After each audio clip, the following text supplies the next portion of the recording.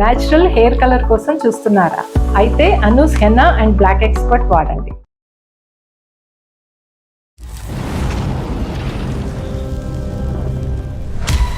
హెవీగా డ్రింక్ చేస్తాడు. డ్రింకే కాదు, ఈవెన్ గుట్కాలు అలానే నమ్ముతూ అలానే వస్తాడు. మళ్ళీ నన్ను వచ్చి ఫిజికల్ గా చేయడము, 2 days వరకు చాలా నరకం అనుభవిస్తాను.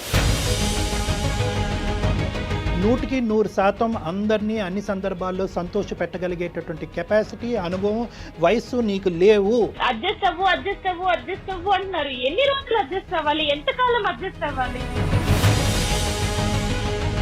తను ఫిజికల్ గా చేసిన తర్వాత 2 రోజులు నేను లేవలేను. ఆ పెయిన్స్ నరకం ఉంటుంది. ఎట్లా భరించాలి నేను?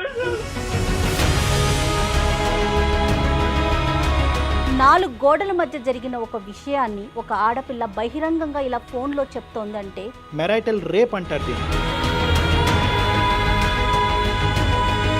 ఇది సనాతనంగా మనకొస్తున్న ఆచార సాంప్రదాయాలు. నువ్వు అడ్జస్ట్ అయ్యి అక్కడే పడుండాలా? ఎంత నరకమైనా సరే ఇంకా పడుండాలా? అక్కడే చచ్చిపోవాలా? ఊరంతా నా గురించి ఇది తిరిగిపోతుంది, కొన్నైతే చెప్పుకోలేము. అంత గలీజ్గా మా ఊరు మొత్తం ప్రచారం చేశారు. ఇలాంటి సైకో వ్యక్తులను అసలు మార్చుకోలేమా డాక్టర్ గారు? పెళ్లి చేస్తే కనుక సెట్ అయిపోతారు అనేటటువంటిది ఒకటి ఉందమ్మా. అది ఇంకొకళ్ళ నెత్తి మీద రుద్దటమే కదా డాక్టర్ గారు? ఎంత అన్యాయం కదా ఇది. ఇంట్లో కూడా అర్థం చేసుకోవట్లేదు. ఎవరికి చెప్పాలి? చచ్చిపోవాలని ఉంది నాకు. వెల్కమ్ టు అందమైన జీవితం. నమస్తే డాక్టర్ గారు. నమస్తే అమ్మా, జయ. డాక్టర్ గారు, అందమైన జీవితం అనే ఒక కొత్త కాన్సెప్ట్తో మనం ప్రజల ముందుకు వెళ్తున్నాము. వాళ్ళ సమస్యని మనకి మెయిల్ చేయమంటున్నాం, మనమే కాల్ చేస్తున్నాం. అయితే నేను 100ల్లో వస్తాయి అనుకున్నా, వేలల్లో వచ్చేస్తున్నాయి మెయిల్స్. అసలు హ్యాండిల్ చేయలేకపోతున్నాను కళ్యాణ్ గారు. నేనైతే వాటిలో ర్యాండమ్గా పిక్ చేస్తున్నాను. అంటే ఒక దాని తర్వాత ఆ మెయిల్ యొక్క తీవ్రతను బట్టి, వాళ్ళ సమస్య యొక్క తీవ్రతను బట్టి కాల్ పిక్ చేసుకొని మీతో నేను మాట్లాడించే ప్రయత్నం చేస్తూ ఉన్నాను. డెఫినెట్గా ఎవరు ఫీల్ అవ్వద్దండి. ఖచ్చితంగా మీ అందరి మెయిల్స్ మేము మాట్లాడతాము. అందరి గురించి, అందరి సమస్యల్ని డిస్కస్ చేసే ప్రయత్నం అయితే చేద్దాం కళ్యాణ్ గారు. తప్పకుండా. అయితే బళ్ళారి నుంచి ఒక మెయిల్ చేశారండి. సువర్చల ఒక మంచి ఫ్యామిలీ నుంచి వచ్చిన అమ్మాయి, పెళ్ళయింది. భర్త మానసిక వేదనతో తను ఏం చేయాలో అర్థం కాక సూసైడ్ చేసేసుకోవాలి అనే ఒక నిర్ణయానికి వచ్చి మనకి మెయిల్ చేసింది. అంటే తను చెప్పుకోలేని సమస్యలతో బాధపడుతుందట. పెళ్ళై సంవత్సరమే అవుతోంది. ఒక రకంగా ఒక్క మాటలో చెప్పాలంటే నా భర్త సైకో అని పెట్టింది. మరొకసారి లైన్లో తీసేసుకుందాం. తప్పకుండా. ఏజ్ ఎంత? Age 24 years. సువర్చల అండి? అవునండి. నేను సుమన్ టీవీ అందమైన జీవితం ప్రోగ్రామ్ నుంచి చేస్తున్నానండి. చెప్పండి. మీరు మాకు మెయిల్ పెట్టారు సువర్చల. అవునండి. మీ మెయిల్ గురించి నేను బ్రీఫ్గా ఆయనకి చెప్పాను. ఒక్కసారి మీరు కూడా మాట్లాడండి. అమ్మా సువర్చల, నమస్తే అమ్మా. నమస్తే అండి. నమస్తే అమ్మా. చెప్పమ్మా, నీ ప్రాబ్లం ఏంటో కొద్దిగా చెప్పమ్మా. అంటే నేను హ్యాపీగా జాబ్ చేసుకుంటూ ఉంటే ఇంట్లో వాళ్ళు పెళ్లి సంబంధం చూసారు కదా, ఇంట్లో వాళ్ళ ఇష్ట ప్రకారం పెళ్లి చేసుకున్నాను. మా ఫ్యామిలీ వచ్చేసి బెల్లారిలో ఉంటారండి, చాలా లాంగ్. కానీ మేము జాబ్ ఇక్కడ చేస్తాం కాబట్టి హైదరాబాద్ లో హస్బెండ్ తో పాటు ఉన్నాను. ఓకే. బట్ పెళ్ళైనప్పటి నుంచే ఇంకా డైలీ వచ్చి టార్చర్ చేయడము, కొట్టడము, లేట్ నైట్ ఇంటికి రావడము, అది ఇంకా ఇది చెప్పొచ్చో లేదో తెలియదు కానీ అసలు భార్యకి నాతో ఫిజికల్ గా కలవడం ఇష్టమో లేదో అని కూడా కనుక్కోడు. ఫిజికల్ గా వచ్చి సినిమాలో చూపిస్తారు కదా రేప్ చేసినట్టు, వచ్చి బలవంతంగా చేసేవాడు. ఈవెన్ ఎంత టార్చర్ ఉండదంటే తను గుట్కాలు, సిగరెట్లు అన్ని తాగి అవి నములుకుంటూనే నాతో ఉండేవాడు. అది ఎవరికి చెప్పుకోవాలో కూడా అర్థం కాకపోయేది. సువర్చల ఇంట్లో ఎవరెవరు ఉంటారండి? హైదరాబాద్ లో ఉన్నప్పుడు నేను మా వారు మాత్రమే ఉండేవాళ్ళము.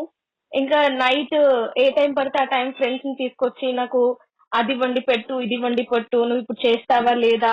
మ్యారేజ్ కి ముందు ఇతని గురించి నీకు ఎంత అవగాహన ఉందమ్మా? అంటే పెళ్లికి, ఎంగేజ్మెంట్ కి, పెళ్లి చూపులకి మధ్యన ఎంత గ్యాప్ ఉందమ్మా?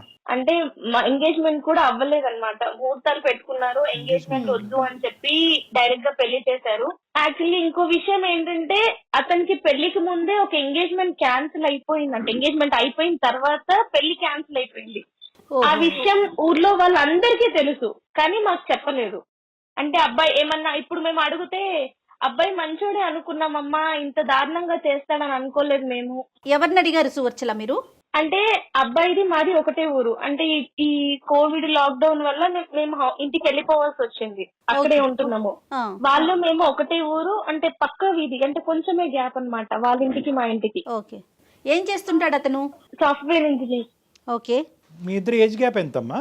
నువ్వు 24 అన్నారు, అతను ఎంత వయసు? నాకంటే 1 year పెద్ద. ఓకే, 1 year పెద్ద. ఇంతకుముందు అతను ఎంగేజ్మెంట్ మ్యారేజ్ వరకు కూడా ఎందుకు వెళ్ళలేదు అన్నది మనకి ఏమైనా ఇప్పటికైనా ఏమైనా తెలిసిందమ్మా? ఏమైనా ప్రత్యేకమైనటువంటి కారణాలు ఏమైనా ఉన్నాయా? అదేమి చెప్పలేదన్నమాట. అంటే మాకు తెలిసింది ఎప్పుడు నాకు ఇదంతా అవుతుంది, నేను ఇంటికి వెళ్ళిన తర్వాత మాకు ఇష్యూస్ అవుతున్నాయని తెలిసిన తర్వాత అప్పుడు వేరే చుట్టాలు వచ్చి ఇట్లా అయ్యిందంట అని చెప్పారు. అయితే మా పేరెంట్స్ అడిగారనమాట, ముందు చెప్పుంటే మేము చేసేవాళ్ళం కాదు కదమ్మా, మరి ఎందుకు చెప్పలేదు ముందు అని వాళ్ళు అడిగారు. వాళ్ళు ఏం చెప్పలేదు మాకు. మ్యారేజ్ అయినటువంటి అంటే ఫస్ట్ ఫ్యూ డేస్ నుంచి ఈ యొక్క డిఫరెన్స్ కనిపించిందా, లేదంటే ఒక 2-3 నెలల తర్వాత మొదలు పెట్టాడా?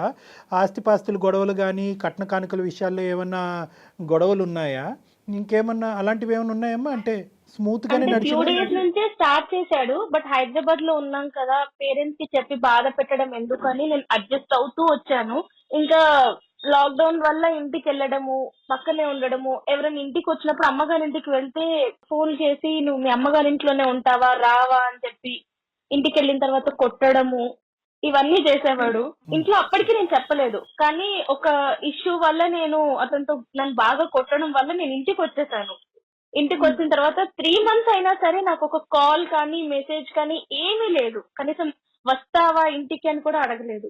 దాని తర్వాత నేను ఇంకా మళ్ళీ వెళ్ళి ఇంకా పేరెంట్స్ ఏంటంటే మనము బ్రాహ్మణ్స్ కదమ్మా, మనము ఇట్లా రాకూడదు, నువ్వు ఎంతైనా అడ్జస్ట్ అయి ఉండాలి, తప్పదు అని చెప్పి మాట్లాడుతున్నారు. ఇంట్లో ఉంటే నువ్వు వెళ్ళు అని చెప్పి వాళ్ళు బరువుగా ఫీల్ అవుతున్నారు. అక్కడికి వెళ్తే టార్చర్, ఇప్పుడు మెంటల్ గా టార్చర్, ఫిజికల్ గా టార్చర్. అరే ఇష్టం లేకుండా ఎవరు ముట్టుకున్నా మనకి ఉంటది, భర్త కూడా ఇష్టం లేకుండా ముట్టుకుని టార్చర్ చేస్తుంటే ఇంకే ఎలా ఉండాలి నేను? కాదు సువచ్చల, మీ మీద అతనికి ఏదైనా అనుమానం ఉన్నట్లుగా మీకు తెలిసిందా ఎక్కడైనా? ఆ కోణం ఏమన్నా ఉందా? అనుమానం అన్నట్టు ఏం బిహేవ్ చేయడు. వస్తాడు, ఇంకా తన ఇష్టం అన్నమాట, నాకు ఇది కావాలి, నువ్వు చేస్తావా లేదా అంతే. ఇంకా ఎందుకు చేస్తున్నావు అంటే నా ఇష్టం, డ్రింక్ ఇలానే మాట్లాడతాడు. డ్రింక్ చేస్తాడు, హెవీగా డ్రింక్ చేస్తాడు. డ్రింకే కాదు, ఈవెన్ గుట్కాలు అలానే నమ్ముతూ అలానే వస్తాడు ఇంట్లోకి. అసలు నాకు సిగరెట్ ఎవరైనా దూరంగా తాగుతుంటే కూడా అలా అసలు అక్కడ ఉండను, ఆ చుట్టుపక్కల కూడా ఉండను. అలాంటి నా స్మెల్ మళ్ళీ నన్ను వచ్చి ఫిజికల్ గా చేయడము, 2 days వరకు చాలా నరకం అనుభవిస్తాను. మీ అత్తవారింట్లో ఏమన్నా మీరు ఈ విషయాన్ని ఎక్స్ప్రెస్ చేసే ప్రయత్నం చేశారా సువచ్చల? చెప్పాను, వాళ్ళు కూడా ఏం మాట్లాడట్లేదు, వాళ్ళ అబ్బాయికే సపోర్ట్ చేస్తున్నారు. ఉండాలమ్మా, అడ్జస్ట్ అవ్వాలి, ఏం చేస్తావు, మొగుడంటే పడుండాలి, ఎందుకు పెళ్లి చేసుకున్నావు కదా భరించు, ఏం చేస్తావు అని మాట్లాడుతున్నారు. మళ్ళీ ఏమో ఇప్పుడు కొత్తగా స్టార్ట్ చేసింది ఏంటంటే ఇంటికి వెళ్ళిన తర్వాత నుంచి నాకు కట్నం తెచ్చివు, నాకు 10 లక్షలు తెచ్చివు, నాకు ఇప్పుడు కావాలి, మీ డాడీని అడుగు, మీ అమ్మని అడుగు. ఇంకెంత దారుణం అంటే మాది జాయింట్ ఫ్యామిలీ, మా ఇంట్లో మా మామ కొడుకు నాకు మరత అవుతాడు. నువ్వు మా మామ కొడుకుతో తిరుగుతున్నావు, చెట్టాపట్టాలు వేసుకుంటున్నావు, వాటితో ఏం చేస్తున్నావు అని కొత్తగా ఇప్పుడు స్టార్ట్ చేశాడు. కాదు డాక్టర్ గారు, ఇప్పుడు సువర్చల చెప్పిన దాన్ని బట్టి వింటుంటే అన్ని లక్షణాలు కనిపిస్తున్నాయి అతని వైపు. ఒకవైపు మనం గనక వింటున్నాం కాబట్టి నీ సైడ్ నుంచి ఏదో ఒక ప్రొవోకింగ్ ఇష్యూ వల్ల మనిషి ఇలా మారినట్టు అనిపిస్తుందా, లేదా నేచరే మనిషిది ఇలాంటిది? అసలు ఏమి చేయలేదు, పెళ్లి వరకు హ్యాపీగా పెళ్ళయింది, ఎంత హ్యాపీగా ఉంటది అనే సెన్స్. అంటే ఇంట్లో ఇష్టమైన పెళ్లి నేను చేసుకున్నాను, హ్యాపీగా ఉందాము, హ్యాపీగా లీడ్ చేద్దాము అనే సెన్స్ లో నేనున్నాను. కానీ అయిన తర్వాత మొత్తం నా లైఫ్ అనేది చేంజ్ అయిపోయింది. అడ్జస్ట్ అవ్వు అంటున్నారు. ఎన్ని రోజులు అడ్జస్ట్ అవ్వాలి, ఎంతకాలం అడ్జస్ట్ అవ్వాలి? నువ్వు మానసికంగానే కాదు, ఫిజికల్ గా శారీరకంగా కూడా నన్ను హింసిస్తూ ఉంటే ఎన్ని రోజులు భరిస్తాము? ఎట్లా అంటే తను ఫిజికల్ గా చేసిన తర్వాత 2 రోజులు నేను లేవలేను, పెయిన్స్ నరకం ఉంటుంది, ఎట్లా భరించాలి? ఊరుకోండి సువచ్చల, ఇంట్లో కూడా అర్థం చేసుకోవట్లేదు, ఎవరికి చెప్పాలి? చచ్చిపోవాలని ఉంది నాకు, కానీ మీ ప్రోగ్రామ్ చూసి ఒక్కసారి మిమ్మల్ని అడుగుదాము ఏం చెప్తారు అని చెప్పి ఫోన్ చేశాను. చచ్చిపోవటం, ఆత్మహత్య అనేటటువంటిది సొల్యూషన్ కాదు. నువ్వు చాలా చిన్న అమ్మాయివి. నీ జీవితాన్ని నువ్వు ఏ విధంగా సరిదిద్దుకోగలవు అనేటటువంటిది, లేదంటే ఏ దారిలో వెళ్తే కనుక నీకు సరైనటువంటి సొల్యూషన్ అందుబాటు అవుతుందని అందమైన జీవితం ఖచ్చితంగా ఆ మార్గాన్ని చూపెట్టే ప్రయత్నం చేస్తుందమ్మా. కానీ ఇంకా ఏమన్నా ఉందమ్మా అంటే సర్దుకుపోయి దిద్దుకుని ముందుకెళ్ళిపో అని చెప్పేటటువంటి వాళ్ళకు కాకుండా నీ మనసు, లేదంటే అంటే మీ పేరెంట్స్కి ఆ మనసు లేదు అనేటటువంటి అభిప్రాయం నాకు లేదు, కానీ వాస్తవానికి నీ యొక్క సిచ్యువేషన్ ఎగ్జాక్ట్గా అర్థం చేసుకుని ఈ విధంగా ఉండు అని సపోర్ట్ చేసేటటువంటి స్నేహితులు కానీ. ఒక మాట చెప్పండి, నా తల్లిదండ్రుల ముందే నన్ను వాడు కొట్టిండు, అవునమ్మా, దారుణంగా కొట్టి తోసి పడేసిన వాడు, వాళ్ళు లేనప్పుడు నన్ను ఎలా చూసుకుంటాడు వాళ్ళకి తెలియదా? అయినా కానీ మన ఊరే అంటే మా పక్కనే కదా, ఊర్లో అందరికి తెలుసు కదా మీకు పెళ్ళయిందని చెప్పి, నువ్వు ఇంకా వాడితోటే ఉండాలి నువ్వు అని అంటే నేను ఎలా బతకాలి, నేను ఎలా ఉండాలి వాడితోటి? ఇటు తల్లిగారు ఆదరయ్యారు, అటు అత్తగారు ఆదరయ్యారు, నేను ఏమైపోవాలి? మీరేం చదువుకున్నారు సువర్చల? బీటెక్ చదివాను.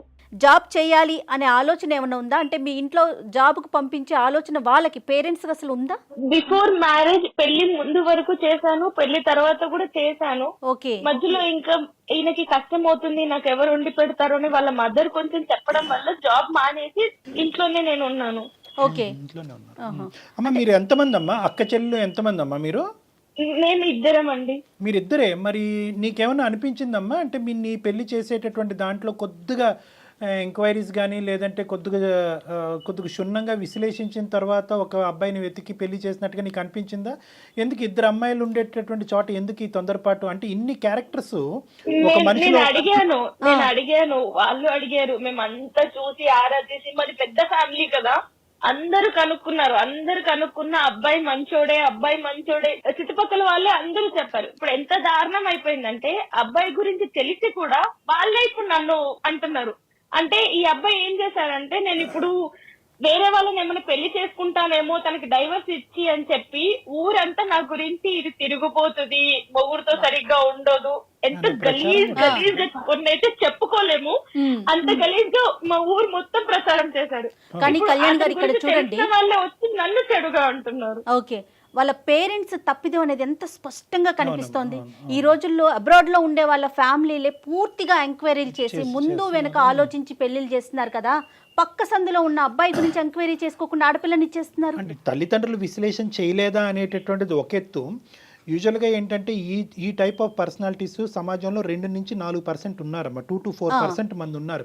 వీళ్ళు బయటకు దేవుళ్ళలా కనిపిస్తూ ఉంటారు, ఇంట్లో దెయ్యంలాగా రాక్షసులాగా ప్రవర్తిస్తారు. ఎలా మారిపోతారు డాక్టర్ గారు? అంటే బయటికి కనిపించేదే సమాజం నమ్ముతుంది. ఇప్పుడు ఈ అబ్బాయిని బహుశా వచ్చేటటువంటి అన్ని సందర్భాల్లో, అన్ని సంబంధాల్లో ఈ అబ్బాయికి బయట నుంచి చూసేటటువంటి వాళ్ళందరూ 100కి 100 మార్కులు వేస్తారు. ఇక్కడ తెలుసుకోవాల్సినటువంటి ముఖ్యమైనటువంటి వ్యక్తులు, ఇంకొక ఆడపిల్ల జీవితం పాడు చేయకూడదు అనే ఆలోచనతో ఉండవలసినటువంటి వ్యక్తులు ఎవరైనా ఉన్నారంటే అతని యొక్క తల్లిదండ్రులు. ఖచ్చితంగా. అంటే యూజువల్గా ఎందుకు సైకోగా మారుతారు? ఎందుకు మారుతారు? ఎందుకంటే కనుక అతను బయటకి ఇచ్చేటటువంటి లుక్, అది ఇంటర్నల్ గా ఉండేటటువంటి వ్యక్తిత్వం డిఫరెంట్ గా ఉంటుంది. వీళ్ళని స్ప్లిట్ పర్సనాలిటీస్ అంటూ ఉంటారు. మంచి చూస్తే కూడా అలా ఉండడు, చాలా అమాయకంగా ఉంటాడు. ఎందుకంటే సింపుల్ గా చెప్పాలంటే సువర్చన నమ్మకం కూడా చెప్తే కూడా అంత అట్లా ఉన్నాడా, ఎవరు నమ్మలేని పరిస్థితి. అంటే అరే అసలు నిజం చెప్తుందా అబద్ధం చెప్తుందా, మరి పర్సనాలిటీకి బిహేవియర్ కి సంబంధం ఏముంది? కానీ ఒక్క విషయం చాలా స్పష్టంగా అర్థమవుతుందండి. అంటే నేను సువర్చల వైపు మాట్లాడుతున్నానని అనుకోవద్దు డాక్టర్ గారు. 4 గోడల మధ్య జరిగిన ఒక విషయాన్ని ఒక ఆడపిల్ల బహిరంగంగా ఇలా ఫోన్లో చెప్తోందంటే తను ఎంత మానసిక క్షోభ అనుభవిస్తోందో అర్థమవుతోంది కదా మనకి. అందులో డౌటే లేదమ్మా. అంటే సువర్చల ఇప్పుడు ఉండేటటువంటి డిప్రెషన్ అనొచ్చు, లేదంటే ఎందుకు ఇలా బ్రతుకుండాలి. ఎందుకంటే తన సిచ్యువేషన్ ఏంటంటే, చాలా మంది ఆడపిల్లలు ఈ పొజిషన్లో ఉన్నప్పుడు తల్లిదండ్రులు ముందుకు వస్తారు. అమ్మ నీకు నచ్చకపోతే కనుక అల్లారు ముద్దుగా నిన్ను పెంచుకున్నావమ్మా, పెళ్ళే ముఖ్యం కాదు, ఇలాంటి అయిపోయింది. ఇప్పుడు ఇక్కడ ఉండేటటువంటిది ఏంటంటే, పెళ్లి ఘనంగా చేసాం, నువ్వు బయటకు వెళ్తే కనుక పరువు పొద్దని చెప్పి పరువుకి ఇంపార్టెన్స్ ఇచ్చేటటువంటి కుటుంబంలో నుంచి వచ్చినప్పుడు ఎంత కాదనుకున్నా కూడా చాలా కుటుంబాల్లో మొదట వాడేటటువంటి పదం ఏదన్నా ఉంది అంటే కనుక అడ్జస్ట్ అవ్వాలి. అడుగుతాను, చెప్పండి సువర్చల. ఇంక నువ్వు అడ్జస్ట్ అయ్యి అక్కడే పడుండాలా, ఎంత నరకమైన పడుండాలా, అక్కడే చచ్చిపోవాలా, బయటికి రాకూడదా? అంటే మాకంటూ ఒక లైఫ్ ఉండకూడదా, హ్యాపీగా బతకూడదా మేము?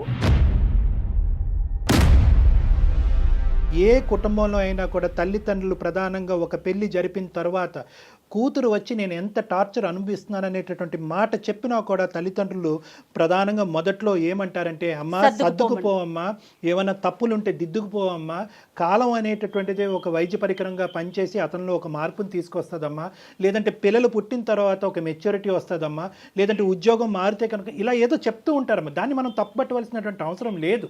మీరు ఒక నెగటివ్ రోల్లో తీసుకోకండి. ఇలాంటి విషయాన్ని కనుక మీకు చెప్తున్నారంటే ఇది సనాతనంగా మనకు వస్తున్న ఆచార సాంప్రదాయాలు. తర్వాత ఇప్పటి వరకు మీరు చెప్పింది ఒక ఎత్తు, ఇది నాణ్యానికి ఒక వైపే, ఇంకొక వైపు ఒక స్టెప్ వేసి ఆలోచించండి. నేను వాళ్ళకి చెప్పాలి అనుకుంటే ఎప్పుడూ చెప్పేదాన్ని హైదరాబాద్ లో ఉన్నప్పుడే. అది కూడా వాళ్ళకి నేను చెప్పకుండానే మా హస్బెండ్ ద్వారానే, ఎవరైతే ఇప్పుడు నన్ను ఇంత టార్చర్ చేస్తున్నారో తన ద్వారానే మా ఇంట్లోనే తెలిసింది వాళ్ళకి. అంటే నన్ను అంత టార్చర్ చేసిన విషయం వాళ్ళు కళ్ళారా చూసిన తర్వాత కూడా ఎట్లా ఉండమని చెప్తారు. చూసారు, అప్పుడు అడిగారు నన్ను, ఏంటి ఇప్పుడు ఒక్కసారి ఉందా, ఎప్పటి నుంచి ఉండంటే పెళ్ళైనా మీకు చెప్పలేదు అని కూడా చెప్పాను. ఇలాంటి సైకో వ్యక్తులను అసలు మార్చుకోలేమా డాక్టర్ గారు? మార్పు తీసుకురాలేమా మనం? సైకోలు అసలు ఎందుకు పుడతారు, ఎందుకు ఇలా వ్యవహరిస్తారు అంటే కనుక ఖచ్చితంగా చాలా వరకు ఈ 2 నుంచి 4% పాటు ఉండేటటువంటి వ్యక్తులకి ప్రధానమైనటువంటి కొన్ని లక్షణాలు ఉంటాయి. ఒకటి ఏంటంటే వీళ్ళకి తాగుడు అనేది ఒకటి ఉంటుంది. సో ఆ తాగుడు ఏంటంటే వాళ్ళలో ఉండేటటువంటి విచక్షణ అనేది పోతుంది. ఆల్రెడీ వాళ్ళకి సైకోయిజం అంటే కనుక విచక్షణ అనేటటువంటి తక్కువ స్థాయిలో ఉంటుంది కాబట్టి డ్రింక్ చేస్తే ఇంకా అది పూర్తిగా పోతుంది. 2 చెడు వ్యసనాలు, చెడు స్నేహాలు, చెడు ఆలోచన శైలి, ఈ 3 కంటెంట్ ఉంటాయి. ఈ 3 కంటెంట్ చాలా వరకు ఏంటంటే పెరిగిన వాతావరణం, పెంపకం అని అంటూ ఉంటారు.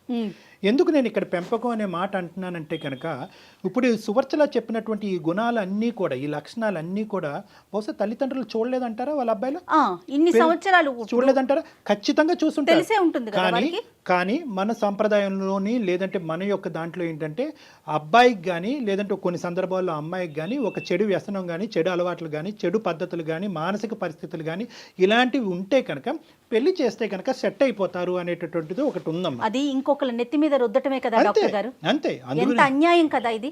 అర్ధరాత్రి పూట వచ్చి ఫ్రెండ్స్ తీసుకొచ్చి చికెన్ వండు అంటాడు. చికెన్ ఉండదు ఇంట్లో, చికెన్ వండు అంటాడు. వాళ్ళ ఫ్రెండ్స్ ముందే నాతో గలీజ్ గా బిహేవ్ చేస్తారు. ఇప్పుడు ఫ్రెండ్స్ ముందే ఒక హస్బెండ్ వాళ్ళ వైఫ్ తో ఇట్లా బిహేవ్ చేస్తుంటే వాళ్ళు నాతో ఎట్లా బిహేవ్ చేస్తారనే ఫ్రెండ్స్ ఒక్కసారి కూడా ఆలోచించలేదు. అంటే వాళ్ళు ఎలా చూస్తారు అన్నప్పుడు. ఇప్పుడు ఒక శాడిజము, సైకోయిజము, టార్చరిజం అనేటటువంటి పదాలకు సంబంధించినటువంటి అన్ని బాక్సులు మా చేత టిక్ పెట్టించామమ్మా. ఈ రోజు ఏదో ఒక యాంగిల్ అంటే కనుక ఈ ప్రయత్నం చేద్దాం, ఆ కౌన్సిలింగ్ చేద్దాం, మనిషిని మారుద్దాం, మనిషిని మా దగ్గర తీసుకురండి, లేదంటే నువ్వు ఇలా వ్యవహరించమ్మా అని చెప్పచ్చు. కానీ ఈరోజు నువ్వు ఉండేటటువంటి దుస్థితి ఎలా ఉందంటే ఇమోషనల్ అబ్యూస్ ఉంది, మానసికంగా చంపేస్తున్నాడు. ఈ అమ్మాయి కరెక్ట్ కాదని చెప్పి ప్రచారం చేస్తున్నాడు, ఈ అమ్మాయి క్యారెక్టర్ కరెక్ట్ కాదని మానసికంగా హింసిస్తున్నాడు. సెక్షువల్గా అంటే భార్యాభర్తలకు సంబంధించినటువంటి సంబంధంలో ఈ అమ్మాయిని మెరైటల్ రేప్ అంటారు దీన్ని. ఇప్పుడు ఆ అమ్మాయి చెప్పింది ఏంటంటే ఫిజికల్ అబ్యూస్ కూడా, అంటే చిన్న వాటికి నామే చేయి చేసుకుంటున్నాడు. అంటే ఇక్కడ మనం ఈ రోజు ఇక్కడ కూర్చుని బహుశా సువర్చల తన భర్తకు సంబంధించినటువంటి కొన్ని మంచి విషయాలు చెప్పట్లేదేమో అని అనుకోవటానికి ఒక అవకాశం ఉంది. కానీ ఎన్ని చెప్పినా కూడా ఇన్ని గుణాల ముందు అతని యొక్క మానసిక పరిస్థితి, అతని వ్యక్తిత్వం చాలా పూర్తిగా దిగజారినట్టు. అయితే ఒక్కటన్నా మంచి లక్షణం ఏమన్నా చెప్పగలుగుతారా సువర్చల మీరు అతని వైపు నుంచి? అంటే ఏమీ లేదు.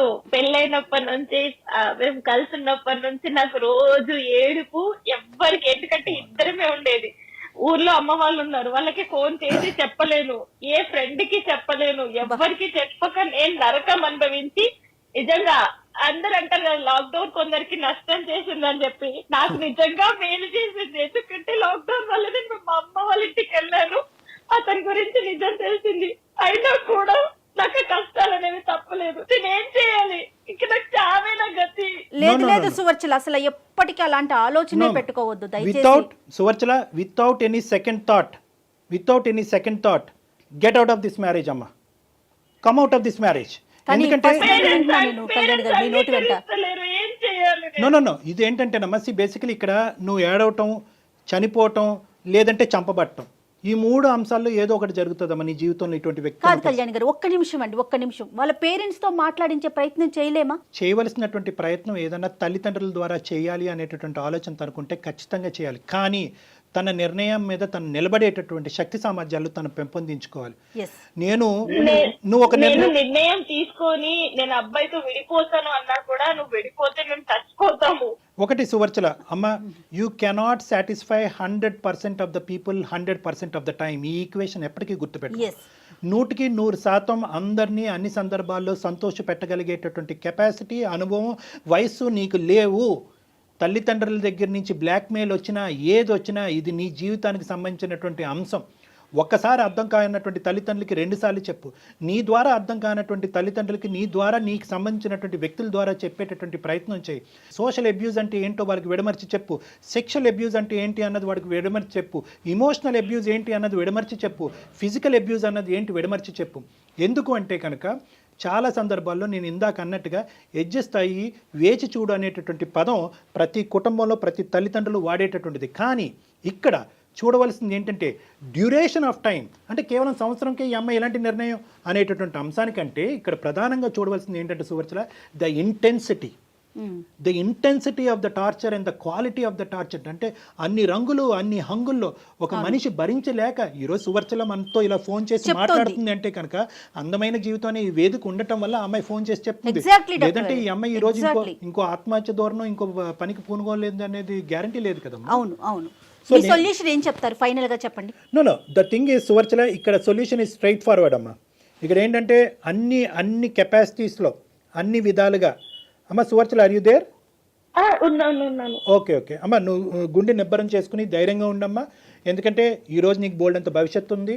నీకేమి బరువు బాధ్యతలు రెస్పాన్సిబిలిటీస్ అంటూ ఏమీ లేవు. మీ ఇద్దరు లక్కీగా నువ్వు ఏదైనా సంతోషపడవలసినటువంటి అంశం ఉంది అంటే కనుక సంవత్సరం అయిన తర్వాత ఇప్పటికీ నువ్వు ప్రెగ్నెంట్ కాకపోవటం అన్నది నువ్వు చేసుకున్నటువంటి అదృష్టం. లేదంటే ప్రెగ్నెన్సీ అదే హ్యాపీ ఫీల్ అవుతాను, బట్ నేను కంప్లీట్ బ్లాంక్ అయిపోయాను. నా మైండ్ అనేది పని చేయట్లేదు. అందుకే నేను మీకు మెయిల్ చేశాను. నేను ఏంటి అర్థం కాక అసలు చాలా చాలా మంచి పని చేశారు సువచ్చల, నిజం చెప్తున్నాను కదా. ఎందుకంటే ఇప్పుడు కళ్యాణ్ గారు చెప్పినట్లుగా డెఫినెట్ గా ఒక పాజిటివ్ డెసిషన్ తీసుకోండి. మీరు చదువుకున్నారు, సొసైటీ ఏంటో మీకు తెలుసు, ఫ్రెష్ గా స్టార్ట్ చేసేయండి. అంతేగాని వీళ్ళేమనుకుంటారో వాళ్ళేమనుకుంటారో ముందు వెనక ఆలోచించొద్దు. మీ జీవితం మీ చేతుల్లోనే ఉంది. మీరు ఇంకా చిన్న వయసులోనే ఉన్నారు.